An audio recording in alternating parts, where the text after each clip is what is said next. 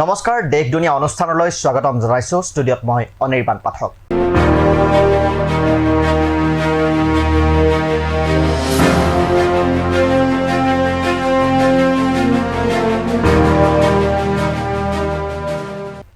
পাকিস্তানত তেওঁ শান্তিৰ কথা কৈছিল মানৱতাৰ কথা, কিন্তু তেওঁ এৰিবলগীয়া হৈছিল দেশ।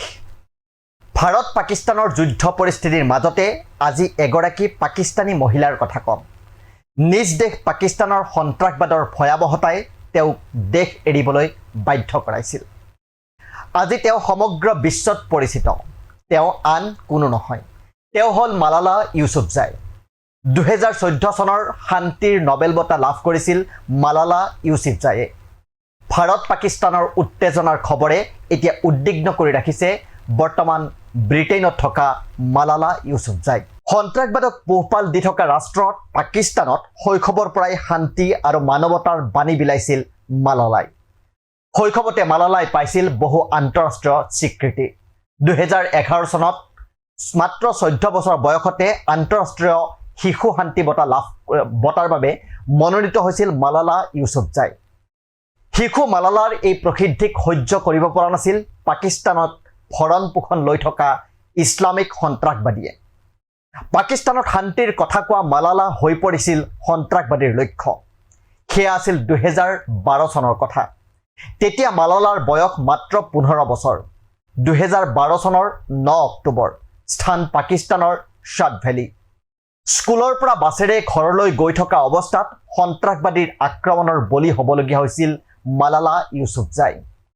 তালিবানী সন্ত্ৰাসবাদীয়ে মূৰত গুলিয়াইছিল 15 বছৰীয়া মালালাক, কিন্তু কোনোমতে প্ৰাণ ৰক্ষা পৰিছিল তেওঁৰ। পাছত চিকিৎসাৰ বাবে তেওঁক ইংলেণ্ডৰ বাৰ্মিংহামলৈ নিয়া হৈছিল।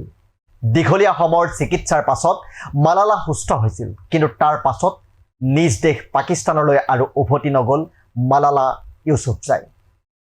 কাৰণ তেওঁৰ বাবে নিৰাপত্তা নাই পাকিস্তানত। সন্ত্ৰাসবাদীক ঘৰ পাতিব দিয়া পাকিস্তানে নিৰাপত্তা দিব নোৱাৰে শিক্ষা, শান্তি, মানৱতাৰ কথা কোৱা মালালাক। সন্ত্ৰাসবাদৰ ভুক্তভোগী মালালা ইউছুফজাইয়ে 2014 চনৰ শান্তিৰ নোবেল বঁটা লাভ কৰিছিল। বিশ্বজুৰি খ্যাত পাকিস্তানৰ মালালা ইউছুফজাই পাকিস্তানৰ বাবে গৌৰৱ, কিন্তু সেইগৰাকী মালালাক কিন্তু নিৰাপত্তা দিব নোৱাৰিলে পাকিস্তানে। স্কাই নিউজক মালালাই দিয়া এটা সাক্ষাৎকাৰত ভাৰত আৰু পাকিস্তানৰ মাজৰ উত্তেজনা হ্ৰাস কৰাৰ বাবে আহ্বান জনাইছে মালালাই।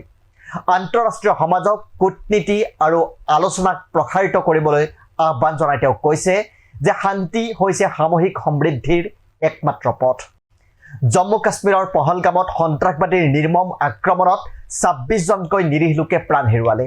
তাৰ পাছতেই আৰম্ভ হ'ল ভাৰত আৰু পাকিস্তানৰ মাজৰ উত্তেজনা। ভাৰতেও পাকিস্তানক প্ৰত্যুত্তৰ দিছে। ভাৰতে আৰম্ভ কৰা অপাৰেশ্যন সিন্দুৰত এতিয়া হাহাকাৰ অৱস্থাৰ সৃষ্টি হৈছে পাকিস্তানত। দুয়োখন দেশৰ মাজৰ এনে যুদ্ধৰ অৱস্থাই এতিয়া মনত দুখ দিছে মালালা ইউছুফজাই। তেওঁ দুয়োখন দেশৰ সকলো নিৰীহ ভুক্তভোগীৰ আপোনজনক গভীৰ সমবেদনা জ্ঞাপন কৰিছে। তেওঁ লগতে কৈছে আন্তঃৰাষ্ট্ৰীয় সম্প্ৰদায়ে আলোচনা আৰু কূটনীতিৰ প্ৰসাৰৰ বাবে কাম কৰক। আমাৰ সামূহিক নিৰাপত্তা আৰু সমৃদ্ধিৰ বাবে শান্তি হৈছে একমাত্ৰ আগবাঢ়ি যোৱাৰ পথ। এয়া হৈছে মালালা ইউছুফজাইৰ এই সময়ৰ ভাষ্য। পাকিস্তানত শান্তিৰ হকে কাম কৰি নিজৰ নিৰাপত্তা হেৰুৱাইছিল মালালাই।